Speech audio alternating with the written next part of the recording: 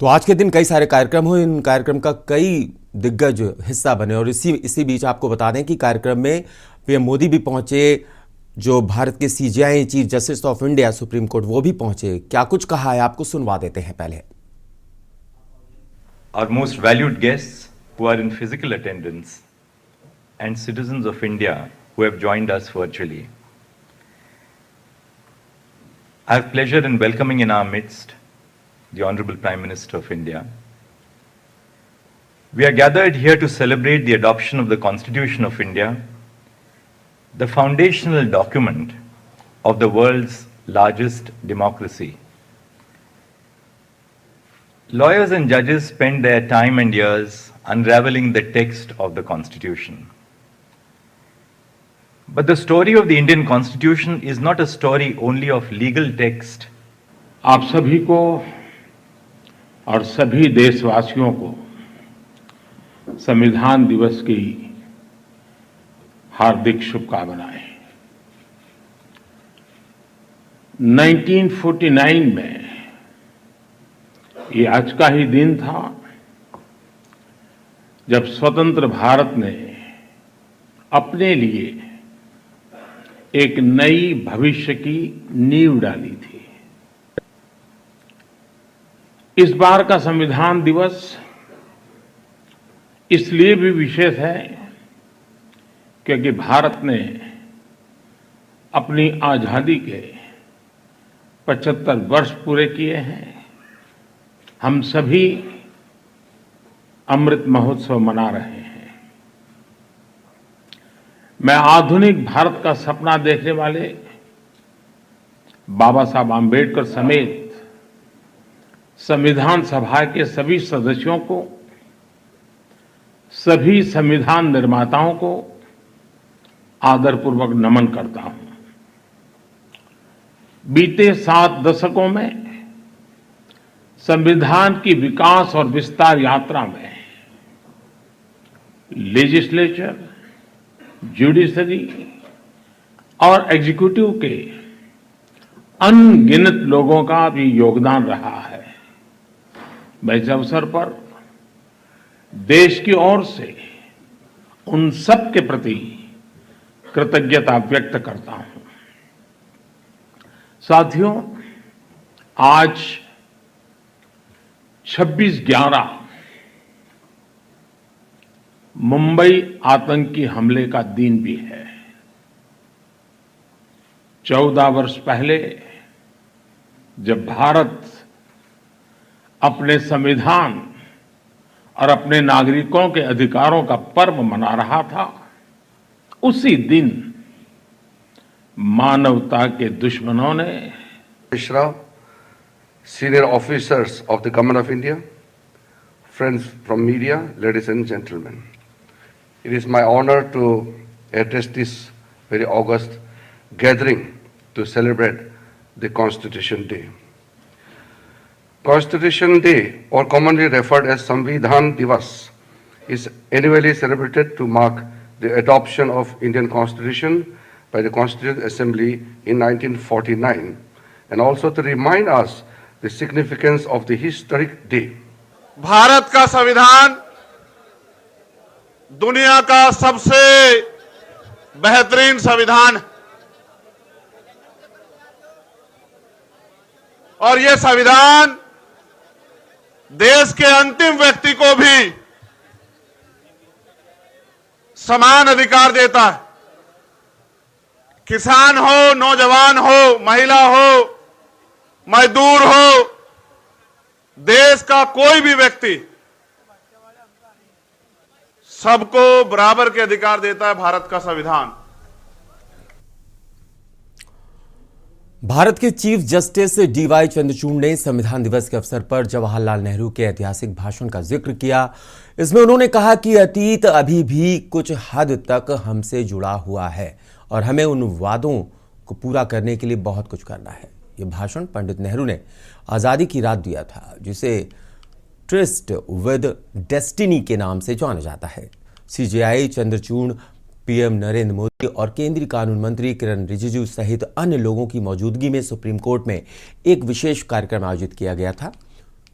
और ये उस दौरान बातें कही गई। आपको बता दें आज का जो दिन है बेहद अहम है, ख़ास है, और इसी पर आज हम इस ख़ास शो में चर्चा करेंगे कि आखिरकार कितनी आस्था है संविधान पर कितनी आस्था है, ये कितना कारगर है। आज हमारे साथ एक गेस्ट का पैनल है, आपको उनसे रूबरू करा दूं। हमारे साथ प्रोफेसर सतीश पांडे जुड़े हैं, संविधान विशेषज्ञ हैं। सर, आपका स्वागत है।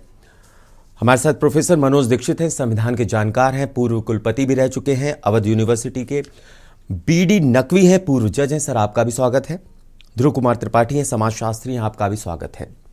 सबसे पहले मैं आना चाहूंगा प्रोफेसर सतीश पांडे के साथ। सर, हमारा संविधान जो है इतना विशेष क्यों है, इतना अलग क्यों है अन्य देशों से? एक तरफ इसमें लचर व्यवस्था दिखती है, एक तरफ इसमें कठोर व्यवस्था भी दिखती है। दोनों का समागम है सर, और बड़ा ही वृहद है। हमें इस पर बड़ा गर्व है सर।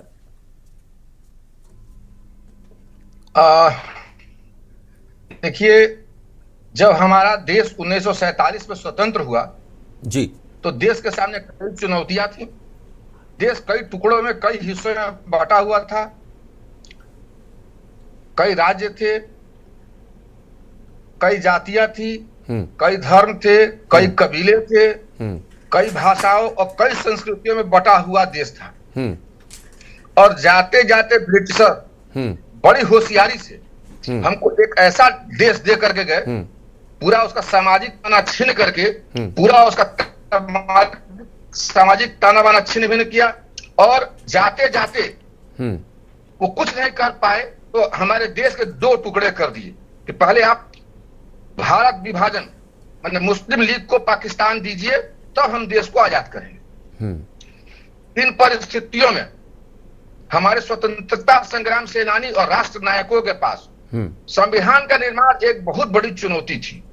हमारे साथ हमारा पड़ोसी मुल्क पाकिस्तान भी आजाद हुआ, पाकिस्तान का भी संविधान है। हमारे राष्ट्र नायकों के सामने एक बहुत बड़ा मुद्दा था कि हमें कैसा देश बनाना है, और हमें खुशी है, गर्व है कि हमारे राष्ट्र नायकों ने एक लोकतांत्रिक राष्ट्र की स्थापना का संकल्प लिया और एक संविधान सभा का गठन किया। संविधान सभा का कार्य समय पर पूरा हो जाए, जल्दी से जल्दी पूरा हो जाए, उसके लिए कई संविधान के कई समितियां, उप समितियां बनाई गई। और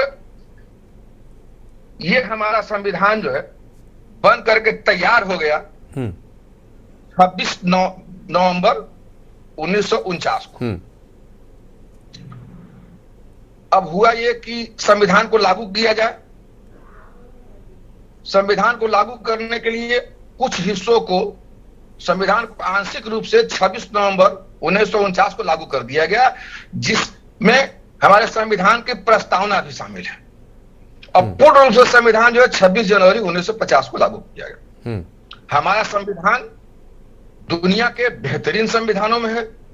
सर, आज सर आप कैसे देखते हैं आज का वक्त जो है सर, कितनी आस्था है लोगों की, और आज भी कितना कारगर है सर? बड़ा सवाल ये है सर।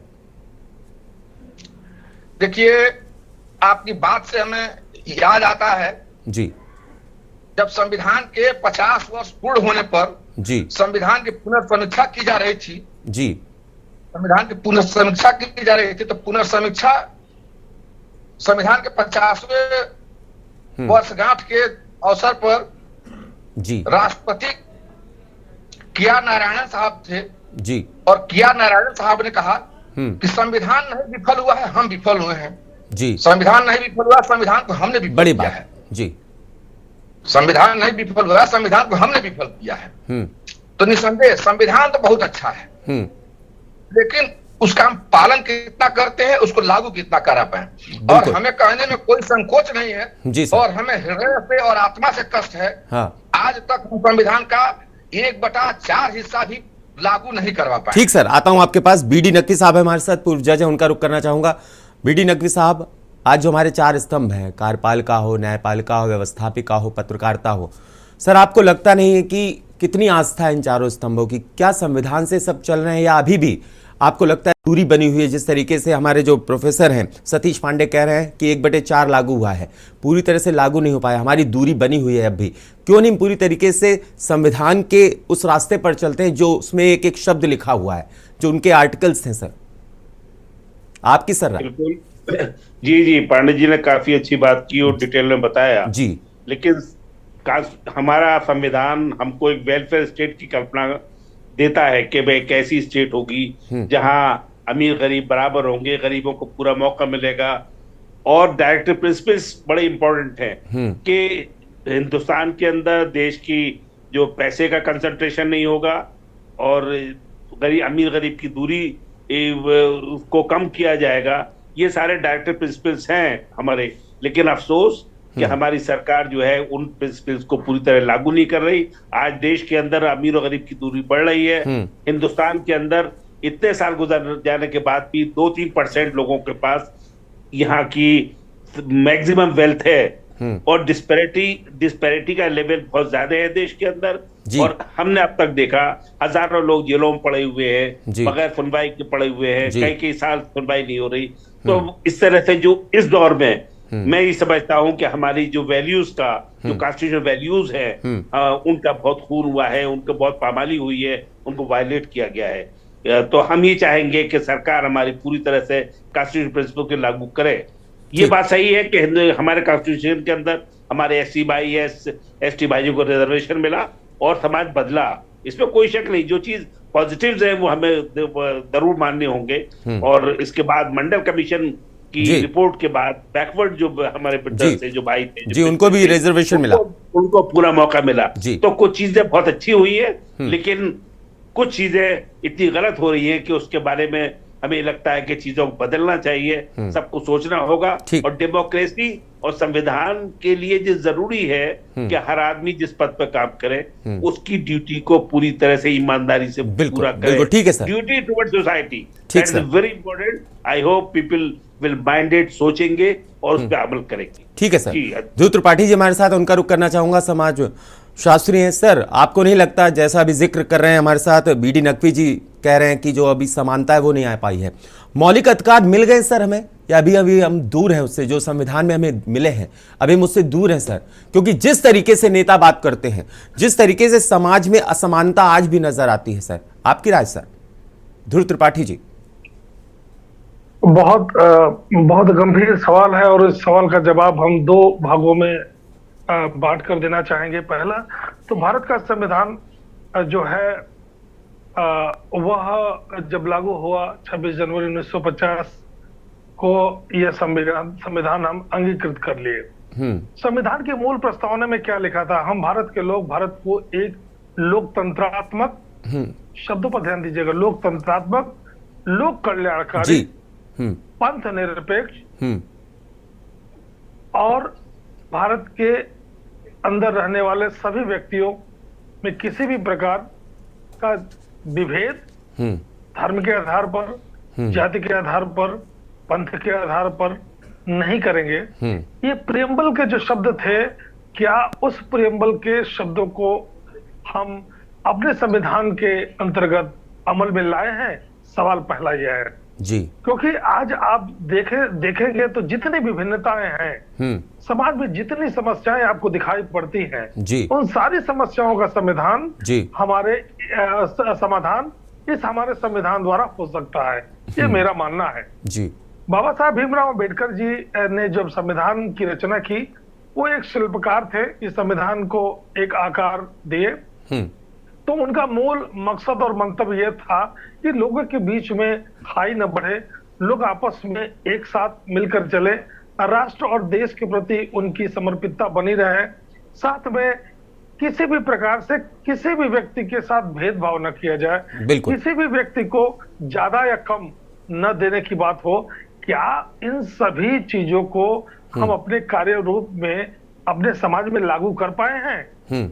शायद हमें इस पर विचार करना चाहिए। बिल्कुल सर। क्योंकि आज जो विभिन्नताएं देख रहे हैं जी, आप जरा सोचिए कि रूल्स ऑफ लॉ से अगर इस देश को चलाया जाए तो इस देश में कोई ऐसी समस्या नहीं है जिसका समाधान संविधान में नहीं है।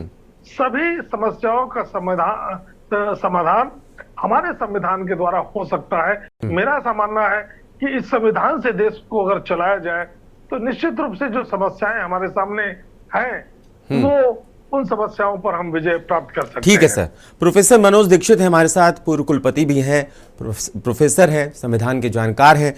सर मैं आपका रुख करना चाहूंगा, सर आप किस रूप में देख रहे हैं संविधान दिवस मना करके, इस तरीके के कार्यक्रमों का आयोजन करके, अच्छी अच्छी बातें करके मंचों से, क्या हम उन सारी चीजों को लागू कर सकते हैं जो संविधान में लिखी हैं, जो डेमोक्रेसी के लिए जरूरी है? देखिए, विधि विशेषज्ञ सतीश जी ने विस्तार से आपको वर्णन किया ही है। मैं इसको दो व्यवहारिक पक्षों में ले जाता हूँ। जी सर। मेरी जो लोक प्रशासन की जो पृष्ठभूमि है उसके हिसाब से देखिए, दो चीजें होती हैं। किसी भी जब योजना को बनाया जाता है, संविधान भी एक योजना है, देश को चलाने की एक योजना है, उसका एक डॉक्यूमेंट है, उसका एक अभिलेख है जिसको हमें लागू करना होता है। ठीक है। उसके दो पक्ष होते हैं, जिसको एक को मैं कहता हूँ कंटेंट है और एक को कहता हूँ मैं इंटेंट। एक होता है जो कि हमने संविधान बनाया है, और एक जो उसको लागू करने की हमारी एक्चुअल मंशा है या नियत जिसको कहते हैं, वो क्या है। इन दोनों को होना होगा। संविधान को अगर हम एक अभिलेख के रूप में लेकर चलते हैं तो समस्या इंप्लीमेंट करने वालों की है, जिनकी नियत ने उस संविधान के शब्दों को समझा, उसकी आत्मा को नहीं समझा। ठीक बात सर। हमने जिस संविधान को अंगीकार किया, जहां से हमारी प्रेरणा ली गई है, जिसको हम वेस्टमिंस्टर मॉडल बोलते हैं, जहां से हमने ज्यादातर संविधान के पक्ष लिए हैं, हम सब जानते हैं कि वहां का ज्यादातर संविधान लिखा ही नहीं गया जी।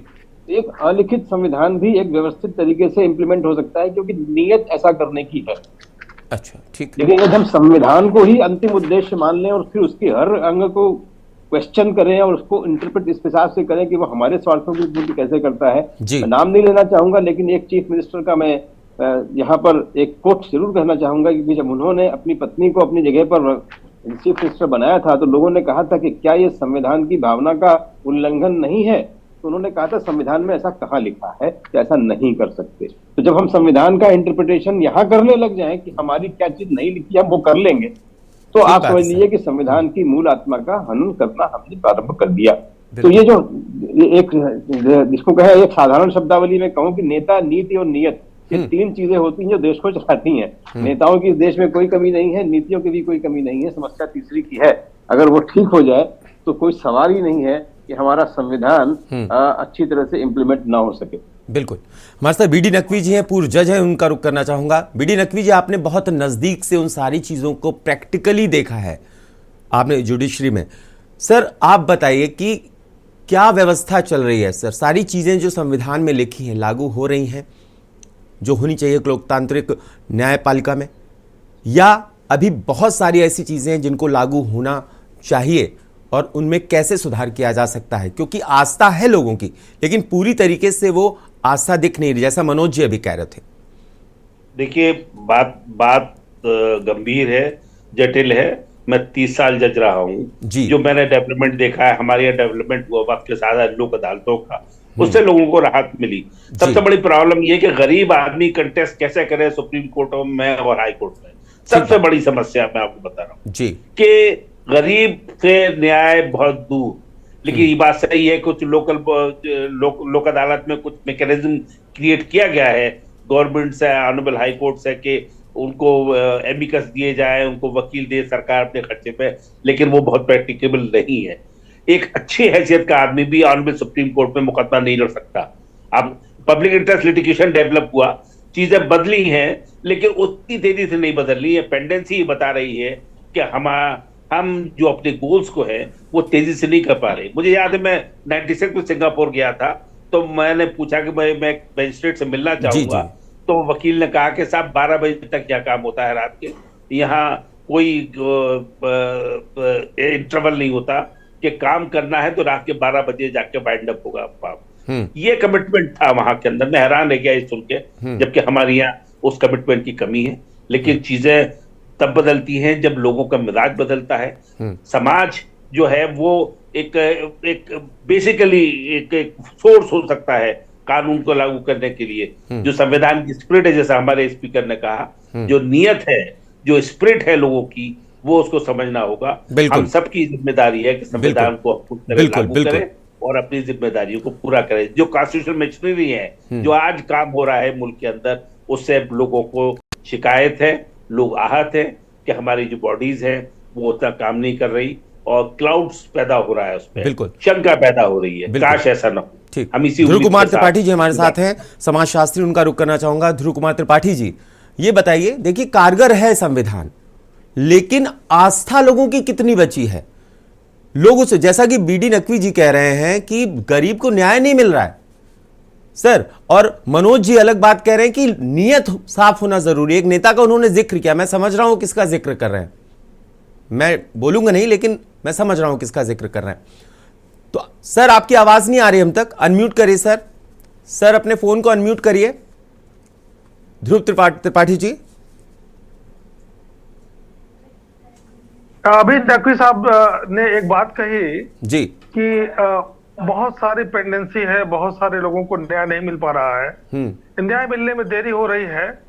एक सवाल अभी दीक्षित जी ने बहुत अच्छा एक बात उठाई कि नियत सही होना चाहिए। जी जी, मैं उसी का जिक्र कर रहा था की कमी नहीं है, नियत हमारे देश में अभी भी नहीं बन पाई है। पहली बात, एक सवाल हम लोग छोड़ रहे हैं शायद, जी, हमारी साइज ऑफ पॉपुलेशन अन्य देशों से बहुत डिफरेंट है। मैं नहीं कह रहा हूं, मैं चाइना का उदाहरण भी नहीं दे रहा हूं, वहां कितना न्याय है ये आप सब जानते हैं, आप बहुत विद्वान लोग हैं, लेकिन भारत में न्याय व्यवस्था और न्याय प्रणाली ने जरूर बहुत एक मील का पत्थर साबित हुई है और बहुत ज्यादा प्रयास भी हुआ है। सवाल है कि हमारे सामने एक बहुत बड़ी आबादी है, बहुत बड़ी जनसंख्या है, सभी लोगों को न्याय मिल पाना बड़ा ही चुनौती भरा है, क्योंकि एक गरीब आदमी जो है न्यायालय के चौखट पर जाकर अपने लिए न्याय मांग ले, ये बहुत बड़ी बात है। ठीक बड़ा सर, सवाल है। बिल्कुल सर, आपकी बात बिल्कुल सही। कुल मिलाकर के अभी बहुत कुछ काम होना बाकी है। आप सबका सर शुक्रिया, वक्त इतना ही था मेरे पास। ध्रुव जी आपका शुक्रिया, मनोज जी आपका शुक्रिया, बीडी नकवी जी आपका शुक्रिया, साथ ही साथ सतीश पांडे जी आपका भी शुक्रिया। तो कुल मिलाकर के आज भी ज़रूरत है नीयत की। जिस तरीके से हमारे गेस्ट कह रहे थे, नीयत की ज़रूरत है और आज भी काम करने की ज़रूरत है। अभी भी संविधान पूरी तरीके से लागू नहीं हुआ है। हम संविधान दिवस ज़रूर मनाते हैं और यही के न्यूज़ की एक कोशिश है कि इस तरीके के मुद्दों को उठाया जाए और आप तक ये बात पहुंचे कि आपको अपनी नीयत सही रखनी पड़ेगी संविधान की हर चीज़ को मानने के लिए। फिलहाल अभी के लिए इतना ही। आप देखते रहिए के न्यूज़ इंडिया।